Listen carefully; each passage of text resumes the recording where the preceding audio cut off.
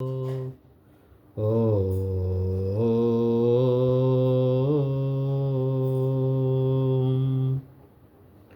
नारायण नारायण नारायण नारायण नारायण हरि शरणं हरि शरणं हरि शरणं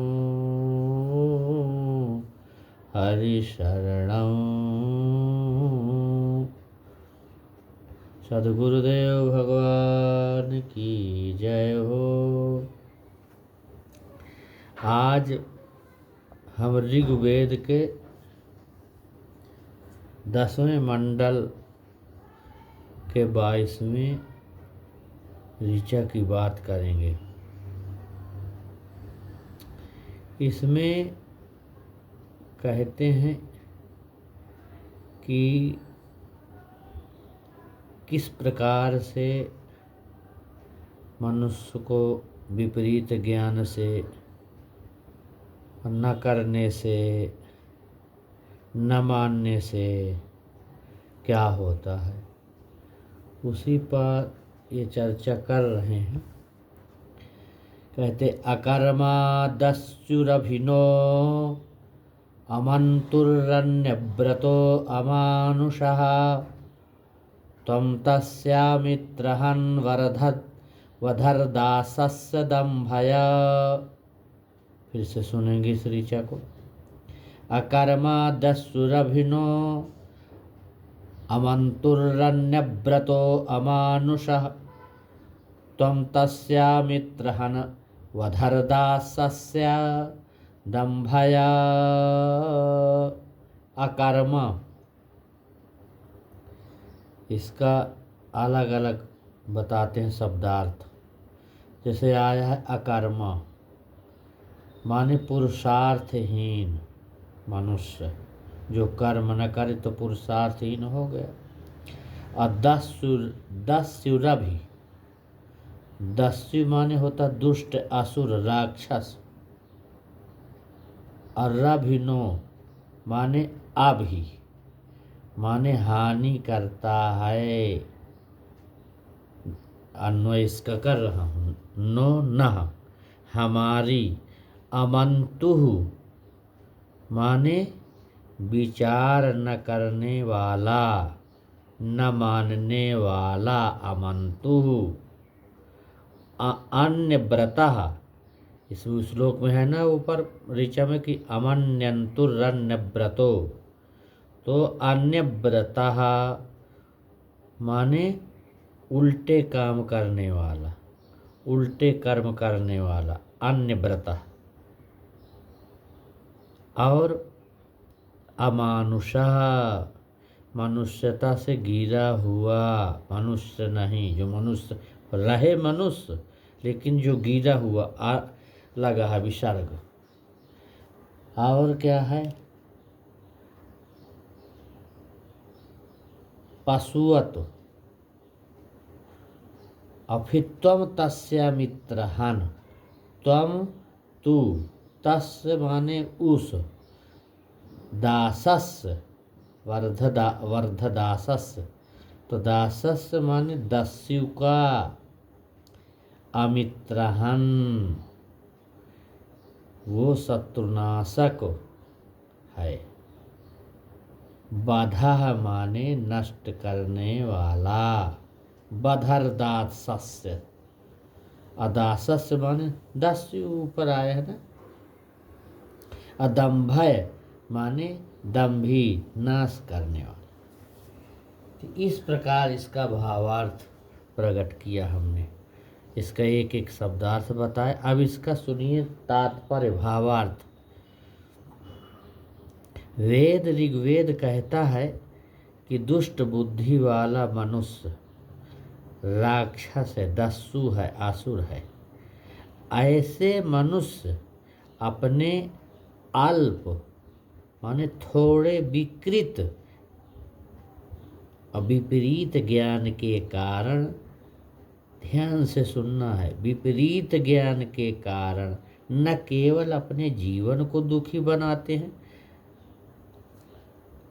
अपितु अपनी दुष्टता से परिवार, समाज, राष्ट्र, नगर, गांव और विश्व के मनुष्यों के जीवन को भी दुखी बनाए रखते हैं। कहीं भी हो, दस्यु कहीं भी हो, तो वो अपने व्यवहार आचरण से सब घर, परिवार, समाज, राष्ट्र, सब नगर, सबको दुखी बनाए रखता है। वो असुर नाम का जो दस्यु मनुष्य है, वही तो दस्यु हुआ जो न माने, दुष्ट बुद्धि वाला है। ये ऋग्वेद कह रहा। इसमें प्रथम कोटि के पहले वाले के दुष्ट बुद्धि वाले मनुष्य हैं। कौन है वो? अब इसमें देखना, प्रथम कोटि का है तो मनुष्य ये दस्यु, लेकिन अब प्रथम कोटि के दुष्ट बुद्धि वाले मनुष्य हैं। वो क्या है? अकर्मा, करते कुछ नहीं, पुरुषार्थहीन है, करते कुछ नहीं।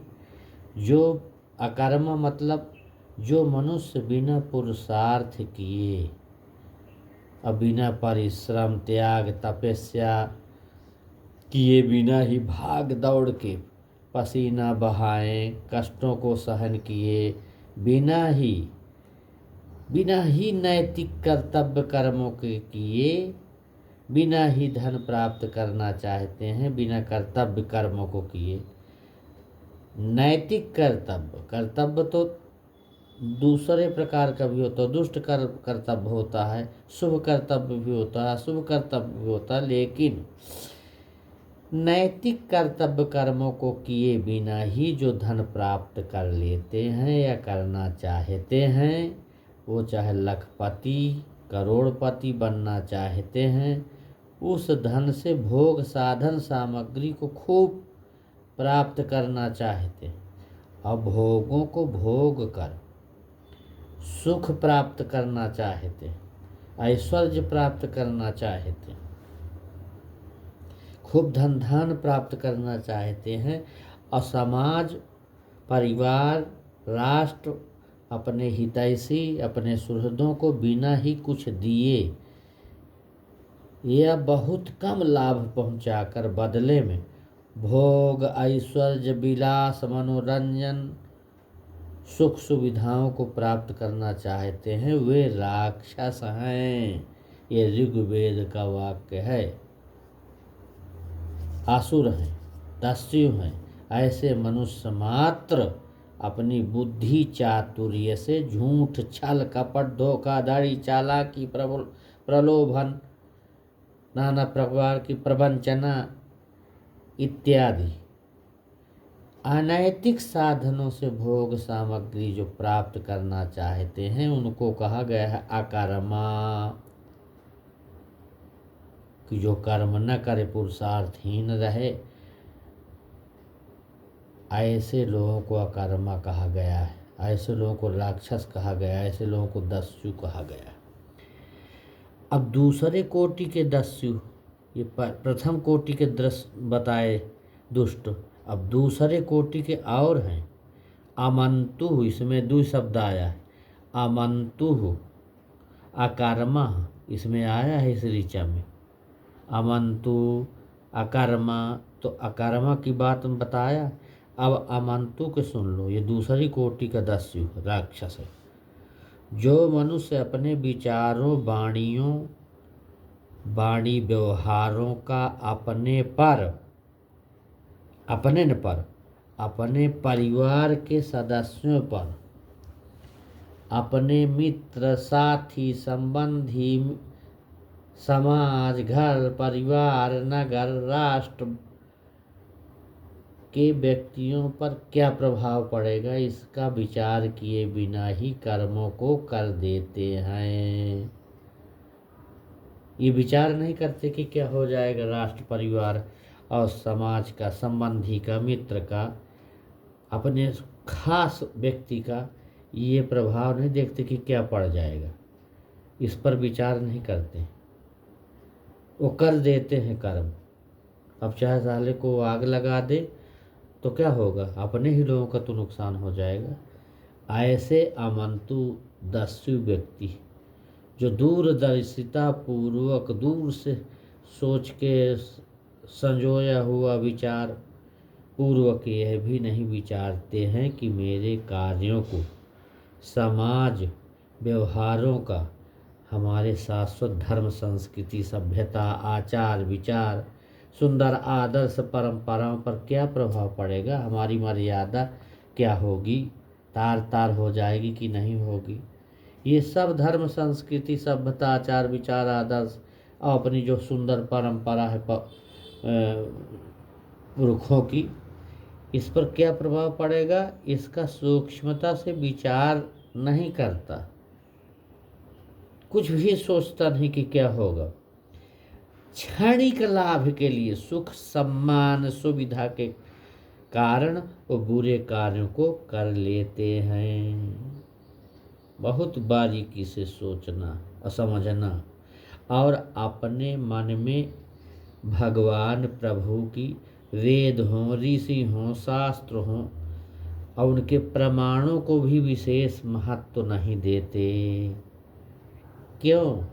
अपने चंद स्वार्थ की पूर्ति के लिए अनिष्ट कर देते हैं। ऐसे व्यक्ति को ऋग्वेद में अमंतु नामक राक्षस दस्यु दुष्ट कहा गया है। अब तीसरा सुनो, इसी ऋचा में है अन्य व्रत। देखो अभी अकर्मा बताया, अमंतु बताया, अब अन्य व्रत है, इसमें ऊपर ही है ऋचा के ऊपर। अकर्मा दस्युरवनो अमंत्युरन्यव्रतो अमानुषः। तो अब सुनिए अन्य व्रत की बात। ये नास्तिक व्यक्ति है अन्य व्रत वाला। अन्य व्रत अर्थात होता है नास्तिक व्यक्ति, जो न ईश्वर को मानते हैं, न अपने आत्मा को, न पुनर्जन्म को मानते हैं, न कर्म फल को, न पाप पुण्य को, न शास्त्रीय प्रमाण शास्त्र वेद सप्त परंपराओं को, कुछ नहीं मानते, सब तार तार कर देते हैं। ऐसे व्यक्तियों का लक्ष्य भैया एन केन प्रकारेण मात्र धन प्राप्त करके 5 इंद्रियों को सुख देना है। 5 इंद्रियों को, विषयों को सुख देने के लिए रहते हैं। रस रूप रस गंध स्पर्श, शब्द रूप रस गंध 5 विषय होते ना, उनको केवल सुख देते हैं कि आँख देखे तो आनंद आए रूप का, जीभ में बढ़िया रस मिले, स्पर्श करने को बढ़िया चीज़ मिले। हाँ, ये 5 विषय हैं, इन्हीं के सुख के लिए वो ढूंढते रहते हैं भोग। ऐसे व्यक्तियों का शराब पीना, मांस, जुआ खेलेंगे, व्यभिचार करेंगे, हिंसा करेंगे, चोरी, ये सब कुछ करेंगे। इन बुराइयों से कोई परहेज नहीं होता उसको। उनके लिए अहिंसा है, किसको मारो काटो, न संयम त्याग तपस्या व्रत अपरिग्रह वैराग समाधि ध्यान ईश्वर साक्षात्कार निष्कामता मोक्ष मान्यताएं उनके लिए सब व्यर्थ हैं, सब कोई नगण्य, सब बातें हैं, उनके सामने कोई मान्य नहीं रखती है ये ऋचा। अब अन्य व्रत नास्तिक मात्र एक ही जीवन को मानते हैं, वह भी आकस्मिक, बिना कर्ता के। उन्हें अपना सुख, अपना धन, अपने साधन, अपनी संपत्ति, अपनी भूमि ही अपना घर, अपना पोशाक, अपना फैशन, अपना खान, अपना पान, अपना हंसना चलना, सब अहंकार में डूबे, अपना सही सब कुछ दिखाई देता है उसको। अन्य व्रत की बात कर रहे हैं। और फिर एक और है, ये 3 बताया इस ऋचा में, एक और है चौथी कोटि का राक्षस है ये अमानुष। ये अंतिम अमंतुरन्यव्रतो अमानुषः। अब ये चौथी कोटि का राक्षस है, असुर है, अमानुष अर्थात अत्यंत क्रूर, अत्यंत दुष्ट, दयाहीन, हिंसक। ये तो बहुत खतरनाक, दयाहीन, हिंसक मनुष्य जो धन भोग सुख सुविधा के लिए किसी भी व्यक्ति को किसी भी समय मार डाले, तुरंत खत्म, किसी की भी इज्जत तुरंत लूट सकता है, कहीं भी आग लगा दे, मार काट डाले, बम फेंक दे, ये अमानुष नाम का राक्षस है, दस्यु है।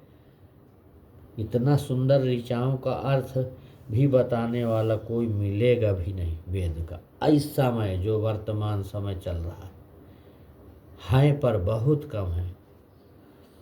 अब अमानुष का ये चौथी कोटि का बताया कि ये तो किसी समय भी मार सकता है, इसको अपनी सुख सुविधा के लिए किसी की भी इज्जत लूट ले, हत्या कर दे, इसके कुछ नहीं होती दया, अत्यंत क्रूर होता है।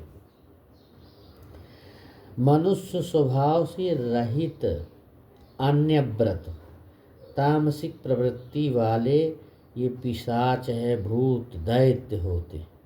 पिशाच जिसको कहते हैं, दैत्य। शरीर तो इनका मनुष्य जैसा होता है, किंतु कार्य इनके पशुओं से भी क्रूर हिंसक होता है। पशु तो थोड़ा सा कुछ नरमी लरमी आ जाती है, लेकिन ये तो ख़त्म कर देगा, इसको कोई दया करुणा नहीं रहती इसके अंदर। तो इसी से कहते हैं कि हे प्रभु, आप तो ऐसे दस्युओं का विनाश करके दंड देते हैं। अब विभिन्न नरक की व्यवस्था किए हैं, आप विभिन्न नरकों में डालते हैं।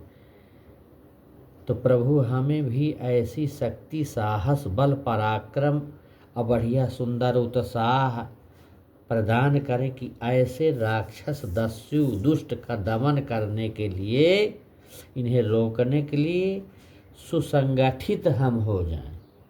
कुछ ऐसा आयोजन करें कि जिससे सुसंगठित हो जाएं हम सब सनातनी, और सुसंगठित हो कर के एक सुंदर समाज की स्थापना करके और अपने परिवार को, अपने नगर को, अपने गांव को, अपने राष्ट्र को सुसंगठित सुंदर समाज परिवार बना के और राष्ट्र विश्व की रक्षा करने में हे प्रभु, हे परमात्मा, हम समर्थ हों। अच्छे धार्मिक, अच्छे अच्छे महापुरुष, सज्जन पुरुष अधिक मात्रा में होते हुए भी संगठित न हों, इन राक्षसों के विनाश के लिए कोई आयोजन न करें और उसके लिए तन मन धन का त्याग न करें, तो ये थोड़े से ही दस्यु, अब दस्यु समझ जाइए, इशारा है मेरा कि कौन होते हैं, बहुसंख्यक वाले भले मनुष्यों को दुख पहुंचाते रहें। इसलिए कृपा करके हे प्रभु, हमें संगठित होने, एक समान विचार सिद्धांत, ये आयोजन हेतु हमको प्रेरित करो कि इन आयोजनों से हम सुसंगठित समाज तैयार करें, अच्छा सनातनी हमारा समाज हो। इसके लिए हे प्रभु हमें प्रेरित करो। समाज, राष्ट्र, परिवार, गांव में इन दस्युओं के विनाश के लिए सर्वस्व की आहुति देने हेतु हमें प्रेरित करो प्रभु, हमारी बुद्धि को प्रेरित करो, जिससे हमारे सनातन की रक्षा हो। ये प्रभु से प्रार्थना की गई। इस प्रकार से भगवान की बड़ी सुंदर राष्ट्र के, परिवार के ये चिंतन किया गया है, प्रभु से प्रार्थना की गई है। बताया गया कि अकर्मा, अन्यव्रत, अमानुष, अमंता, ये सारी चीज़ें एक एक करके 4 लोगों को बताया गया है। अंत में फिर प्रार्थना की गई है, बधरदासस्य दंभय। इस प्रकार से अंत में ये प्रार्थना का भी भाग इस ऋचा में है। इस प्रकार से इसको सुन करके, बहुत ही आज का इम्पोर्टेंट विषय है, बहुत ही सुंदर मैं इस ऋचा का अर्थ खोलने का प्रयास किया हूँ और बहुत ही सरल ढंग से जितना हो सका बताने का मैं प्रयास किया। आशा करता हूँ कि आप लोग सुनेंगे और इस ऋचा जो भगवान की वेद वाणी है, अपौरुषेय वेद वाणी है, उससे भी आप धीरे धीरे लाभ उठाने का प्रयास करेंगे। सबसे मेरी विनम्र प्रार्थना आग्रह है कि इस ऋचा को समझें तो कितना सुंदर इसका भाव प्रस्तुत किए हैं हम, और कितना सरलीकरण इसका हमने किया बताया इस ऋचा को, जो कि ऋचा बहुत ही अपौरुषेय है, जल्दी समझ में नहीं आता। लोग कहते हैं कि समझ में नहीं आता वेद, कैसे वेद समझें, कैसे क्या कर। सुनिए इस ऋचा का कितना सुंदर सरलीकरण करके ये भाव प्रकट किया गया, बताए हैं। आशा करता हूँ आप लोग समझ के आनंद उठाएंगे और अपने सनातन सुसंगठित समाज परिवार को किस प्रकार प्रेरणा देंगे, स्वयं को प्रेरणा देंगे। मैं यही आशा से यहीं पर ये वाणी को विराम देता हूँ। ओम शांति शांति शांति। ओम।